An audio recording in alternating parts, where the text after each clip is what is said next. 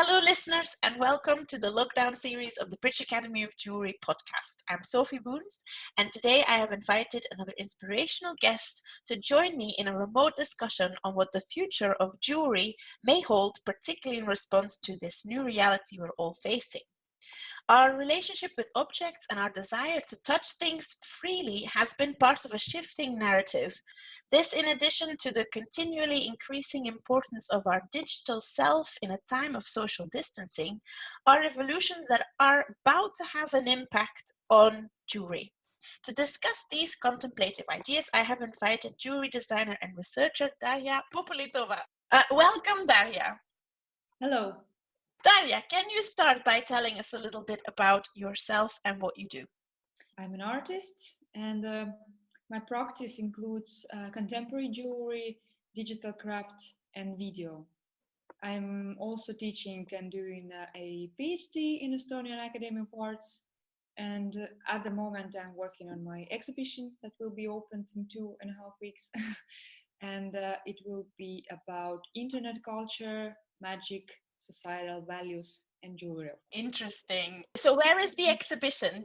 Yeah, it's in Tallinn at Freedom Square event space project room, and it will be part of my PhD. So it will be peer reviewed, and it will include some kind of academic procedure, but of course it also lives its own life. So.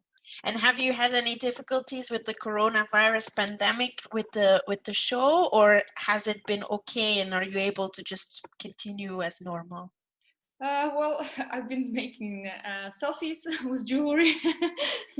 It's just my favorite genre recently, to create these mini worlds. So yeah, I really enjoyed this process. It's just so quality time for myself. I just improvise at the spot. I don't know. I think it's similar to some dramaturgy than to a jewelry making, of course, because I think about the effects, what I want to see in the complete picture, you know. But yeah, surprisingly, I was very busy too, and I was even glad that everyone sit at home, because there is no this FOMO anymore, you know. And since it is the busiest time of the year for me in an academic sense and in artistic. I have solo exhibition, then I have duties to the doctoral school. So it is very fine for me psychologically. So what made you decide to go into jewelry and then also look into research in the field? So I think I just got under the influence. Just got influenced. The very first impression from art jewelry world when I got a book of Tunnelvenre into my hands, and I just became absorbed by it. Then I went to Bratislava as an Erasmus student, and due to the school rules, it was 2011, it was possible to choose any art direction, and I was officially at glass art. But in Bratislava, I also chose jewelry. Yeah, the department was under Karel Weislechner, and the atmosphere there and his iconographic, magical, ironic vision just got me. And after in Tallinn already, another important event affected my desire to continue with jewelry. It was the exhibition of Air Castle. This is a group of Estonian jewelry artists, and they put the show in the lighthouse near to Estonian Art Museum in Tallinn. And it was just so amazing, very mysterious, with colorful lights inside.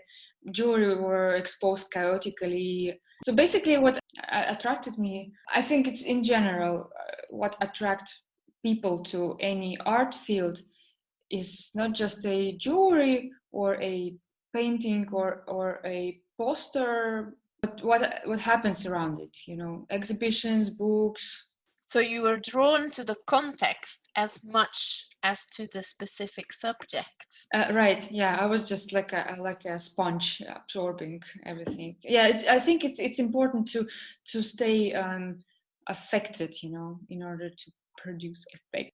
And would you say, because you've obviously then had a different trajectory than usual, so you went into glass art, you have an artistic background. Do you think that gives you a different outlook on the field as well? It was much easier to be a jewelry department when you know some kind of rules and working methods with different material, like this all these techniques. For example, like cutting stones. It was very easy for me since I was doing it with the diamond wheels with glass. You are working towards your PhD at the Estonian Academy of Arts. Can you tell us what your research is about? So the aim of my PhD artistic research is to investigate the effect of cinematic image of jewelry on viewers, how people react to the moving images of jewelry. So in my creative practice, I make rather an image rather than an actual object. Yeah, I achieve this by showing a jewelry close to the skin while interacting with it by hands, showing how jewelry functions. And in my theoretical part, I rely on such concept as haptic visuality, which I borrowed from media and cinema theory. It is the quality of audio-visual image to call in our body's sense of touch, smell, or taste. It can sound very kind of meta, but it is actually in cognitive psychology. It's also been researched, but I was more into the media and cinema theory. So according to Laura Marx, for instance, low resolution, blur, or close-ups images of textured objects can create this haptic effect.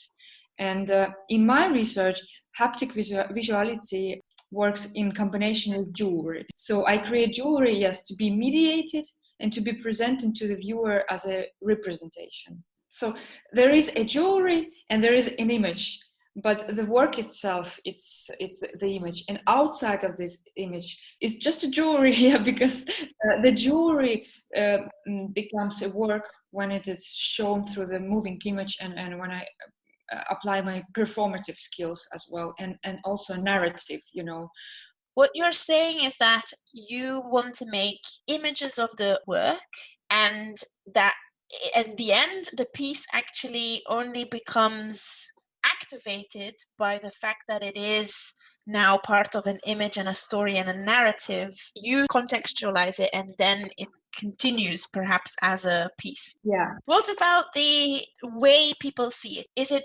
something that people could access through a computer screen, or do you produce photographs, or how does that work? Actually, I use physical space for performing. People need to be there. And it's about an experience between the viewer and the screen. And the material conditions are very important. It will definitely be another experience if a person saw my works through the Facebook feed. It's different qualities, right? I use very various tactile materials and shapes in my jewelry. For example, silicone, sharp shapes, cosmetic brushes, and also material sources are found in my video works, like close-ups, this extreme macro regime. I'm curious how people are reacting to these images, because jewelry as an exhibition object, right, is very often limited by size. And I think Namita Gupta Wiggers also mentioned it in one of her writings, that the jewelry is made for wearing and for a body, but when it's in the exhibition room, it becomes disembodied, right? And so I was curious, if I show the jewelry through the screen, would it refer to a body more? How, as paradoxically it could sound, but... Interesting. Is there any preliminary findings that you can already share with us that you think could be significant to know? For example, in my previous exhibition, I have interviewed 3 people, and the sample was chosen purposefully, and they were all people who firstly visited the exhibition, of course, then secondly somehow connected to the performativity, video and the digital realms, what was the most interesting for me, that the people were more inclined to operate with their memory and associations while describing the experience of watching the videos. For example, when watching how a ring in the shape of a fingernail with a silicone bends against the screen, one of the responses was that it reminded me of some sculptural lesson, how it is like to feel the silicone. So there was some kind of recordings in the brain, how it might be, and it means that our tactile memory and also a vision and our sensations are based on the tactile experiences that have been fixed during the life, right? Such keywords as clean feeling, for example, right? Or I lived through the most. Yeah, it was said about one piece, a brooch that had a needle in it, and I pricked a skin with it. So it's all like based on an empathy. Yeah, how we see it also determined like culturally, right? So I just realized that the articulation about the experience is largely about the possibility of touch. Yeah, like memories of the things being touched and emotions from the tactile experiences during the participant's life. So it's like a phenomenological approach. Yeah, so in theory, they're tapping into as if a library of memories of tactile experiences, and they're applying that to what they are seeing, and therefore the motion is enhanced. Mm-hmm. So you would say that there is a significant difference between seeing an object lying on the table flat or seeing an object in a film in a context that completely can change the way we feel the object, even though we don't feel it. I also want to include like this jewelryness, the history of the jewelry and where are they like connecting. Yeah, and it is very interesting because jewelry by default is very tactile, right? It is so close to the body, to the skin, and all the manual process of making jewelry. It's already has this tactility in it, and then plus haptic visuality, it becomes such a saturated concept, right? Yeah, what I was thinking in my second exhibitions, where the touch, jewelry, and the image meet. And I found them in a new internet genre, vlog genre on YouTube, where people are making magical rituals and telling stories about the paranormal circumstances they're eyewitnessing. But of course, it's all fictional. But it is so interesting phenomena for me because a part of the fact that there is a lot of stylistical elements that is similar to internet culture, this tutorial like narrative, and then tactile interactions. Here, I mean the phenomena of ASMR. These are short videos. People are cutting soaps or smashing slime, and actually, it is very often accompanied with a audio material. It's thought that these kind of videos can produce sensorial output in people's psychophysical conditions. So it can bring pleasure, for example. Yeah, basically it's about the pleasure, some kind of pleasure. Yeah, and I was thinking, what could I solve on my imaginary YouTube channel with magic, right? And with jewelry. Instead of roots or frog skin, there will be jewelry. So I decided to solve some societal values with it, but while using these kind of tactile interactions that are very common to the internet stylistics. It's all about the rich history of the jewelry, connecting it with the nowadays narratives, combining them. Yeah, I think jewelry here just has so great potential. It has so great history, and as an artist you have a great opportunity to use the metaphorical thinking, interpretations. Yeah, I'm just so excited about this topic and tactility. You have recently also published an article with your co-author Sofia Halik, Digitally Produced Jewellery, Tactile Qualities of the Digital Touch, in the Journal of Artistic Research. The topic, very much linked to your PhD and actually also linked to Sophia's PhD, seems more than ever relevant. Can you tell us what the article was mainly trying to promote and why you decided to write it together? So we speak there about those artists who, roughly speaking, use pixels as their material to create jewelry. And we understand the materiality in this article while relying on Lev Manovich book, Language of New Media, and we understand it as a mediated through the screen materiality, and it can be extracted, sorted, saved to a computer folder, and handled through a software. So these pixels can after become a physical jewelry, like to be 3D printed in a silver, bioplastic, or some other material, or alternatively, the jewelry could stay digital and do not leave the frame of the screen, and to adorn an online identity. So these pixels can become physical jewelry, and this physical jewelry can become digital back. And this is also exactly in my case. I make jewelry by means of software, then printing it, and then again returning it to the screen by filming. So it is kind of circle trajectory. So in my part of the article, I came to a conclusion that tactile qualities are the body's sensual experience of the artist and of the viewer.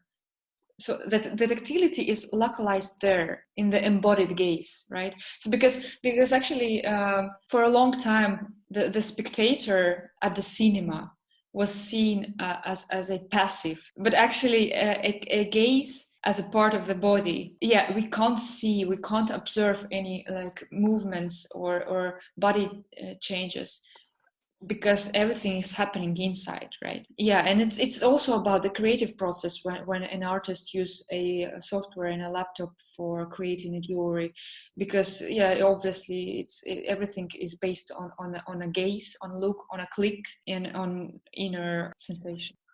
The article talks about the digital self.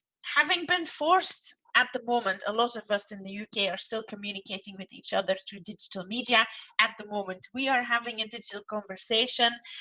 Do you think that the digital self is now becoming even more important? And if so, what does that mean for jewelry?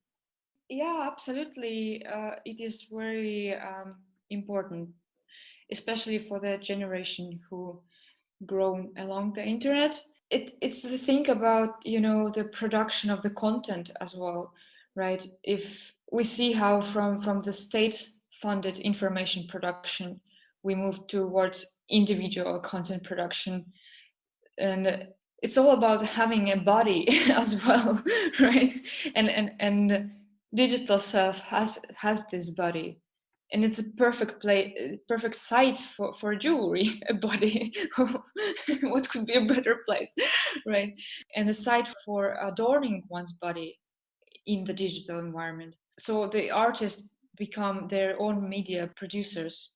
Some words from Kelly Riggs are coming to my mind in her article, yeah, about the internet artists.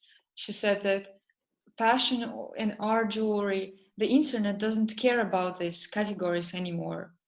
So it becomes very interesting mixture where the physical jewelry influence the image and vice versa, right? The image influence the production of the physical jewelry.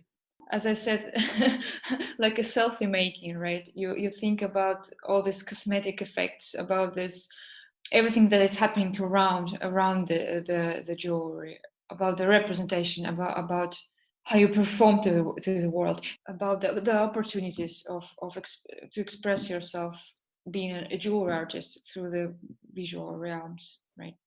In the article, you reference some artists who are creating work. I believe they have made filters and things that are only to be worn by our digital self. What are your thoughts on this evolving even further? So yeah, if to see at current Obsession magazine, they are really embracing the realms of the digital. And if to see the galleries, they're also investing to the different platforms. It's just the reality, and I think people will adapt quickly, especially in this time of the situation, world situation right now. It could seem very scary at some point, but I think, and I believe that contemporary jewelry as a reflective field, it will produce some intriguing works in these circumstances. It always looks back at itself and at the situation it occurs. You know, the recent book of Marian Unger came to my mind. She's talking about the jewelry values there, and I think there was some even less encouraging sentence in her book, something like, you know, that jewelry artists are adopting the working methods of visual artists, and they're like not paying attention to the wearability of the pieces. But jewelry will never become a visual art, autonomous visual art. Even then the boundaries between they may be blurred. But you know, I just know that in my case, the value of my work is not measured in the approval of the applied or visual arts, but measured by the time invested in exactly in blurring of the boundaries, you know, that in her light gets kind of secondary importance. So yeah, it's sometimes also important to have the authors to argue with. Yeah, but it's interesting, yeah, different yeah, to bring different visions about it, right? Because like Schmuck, will my video work go through the committee of Schmuck? No, because they don't get this the very first criteria to be tangible. It's very interesting, the fact that we think jewelry today has to be tangible, when in fact tomorrow it might no longer have to be. In conclusion, you say something really beautiful, and I'm gonna paraphrase it. I'm going to just say it out loud. Jewelry manufacturing by means of digital technologies gives birth to new types of tactility that are intrinsic to the work with the screen or the machine. Tactility does not only define the ability to perceive or be perceivable with the touch. This sounds really promising. Can you elaborate a little bit on this? So gaze, look is not an autonomous or disembodied. It belongs to the whole sensorium, and therefore can sometimes operate as an organ of touch. So I think this is the point, like the phenomenological underground that we taken into our article, and to try to think about the tactile jewelry through other sense, not through the hands, but also through the gaze and also through the look that had sometimes secondary position in jewelry art. Okay, in your research, have you seen any pioneering artists and designers whose work is, you think, of particular relevance today? You've mentioned a number of things already, but is there some work or artists we should really have a look at? Well, I would say that I keep an eye on those jewelry artists who embrace the borders of visuality and irony, and reflect on nowadays through the kind of stylistic oddity and weirdness. Yeah, like for me, not just only about like ultimately digital world, you know, because yeah, for me, like digital is more, it needs some kind of narrational structure in order to be powerful, right? So I like this kind of combinations of very kind of raw, very natural with a digital, And I love work of Simon Marsilia, who how he approached the jewelry. He creates different fictional characters for his pieces, and the character is himself. So he uses his body. A lot of performative and post-production works. Also, Nadia Buttendorf. I like her ironic style, how she engages with everyday objects through the image and materials, different materials, and how she stretches the meanings of the everyday materials. And also some separate works come to my mind. For example, one of Ted Norton's at Stedelijk Museums. I don't remember from which year exactly.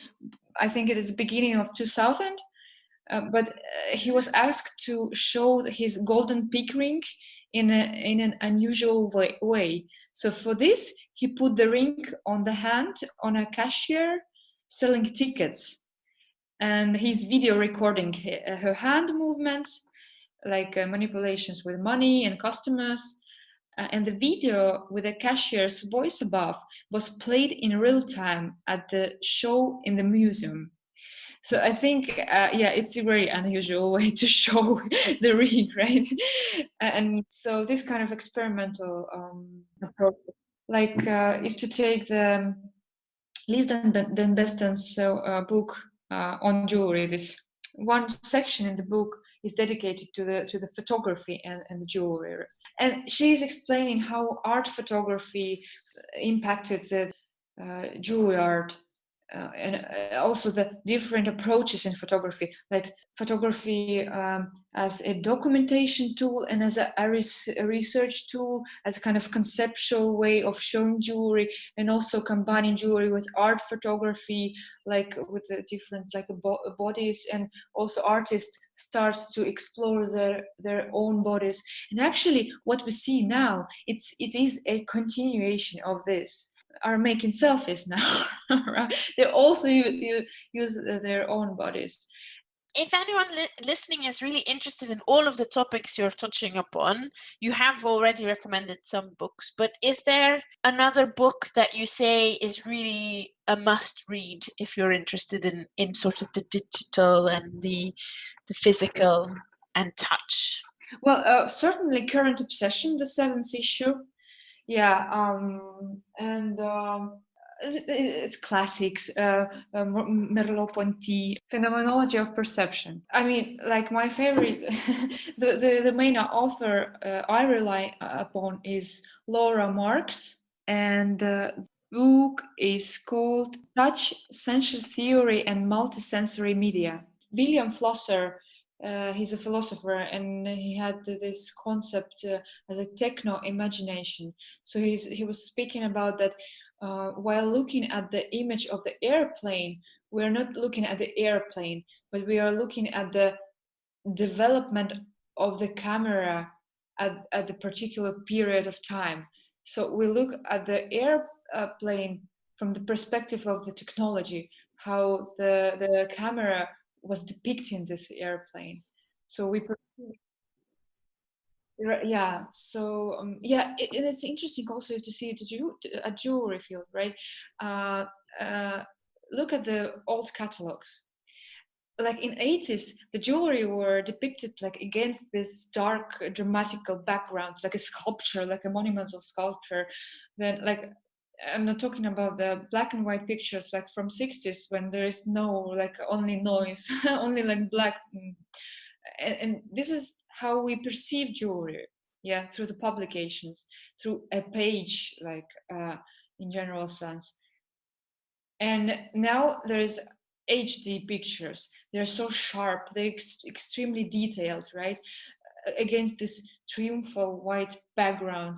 And how far sharper could we go? How sharper could we go? I'm not talking about like 3D manipulations and the rendering and imitation of the material.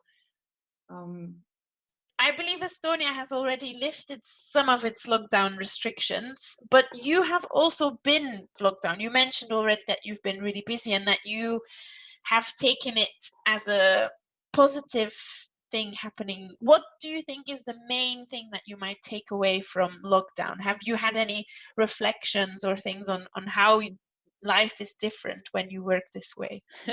I think for me the COVID time is a journey through my room, discovering my room again, the old books and the materials. Yeah, and it's all about the screen. Yeah, because when you're on lockdown, you're making things through this medium. I wonder whether this new reality we all have been forced to adapt to will bring about new changes to our evolution, and perhaps most interestingly, whether tactility can become further considered in the digital realm of craftsmanship, particularly if there is such a thing as adorning a digital self or appreciating digital textures. For now, I would like to say thank you so much to Darja Popolitova, who joined me from Estonia for this very thought-provoking discussion. Thank you so much, Darja. Thank you. Next week, I'll be joined by another guest, so watch this space to find out who it is. For now, this was Sophie Boons for the Lockdown series of the BAJ Podcast, titled Tactile Qualities of the Digital Touch with Darja Popolitova. Thank you for listening and have a wonderful weekend.